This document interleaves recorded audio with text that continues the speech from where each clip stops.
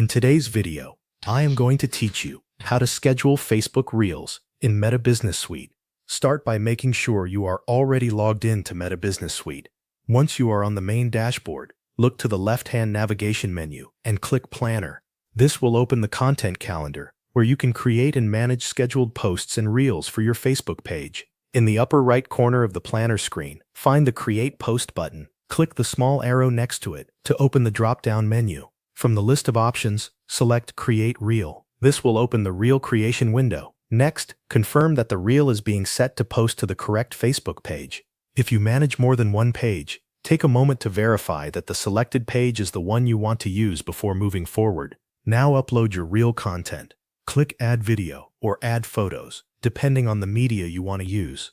Choose the file from your device. Then wait for the upload to finish completely. It is important to let the media fully process before continuing, so that everything displays correctly. Once the upload is complete, move to the Reel Details section. Here you can enter a title if you want to. The title is optional, so you can leave it blank if it is not needed. Then enter the description for your reel. This is where you add the caption or supporting text that will appear with the post.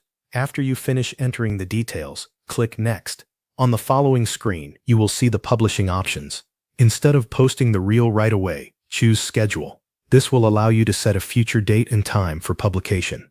Select the exact date and time when you want the reel to go live. Once you have chosen your preferred schedule, confirm it to save the scheduled post. Meta Business Suite will then add the reel to your planned content. To make sure everything was saved correctly, go back to the planner, check the content calendar, and look for your scheduled reel on the date and time you selected. This is a good final step to confirm that the reel is set up properly and ready to publish automatically. Thanks for watching. That covers everything you need to know.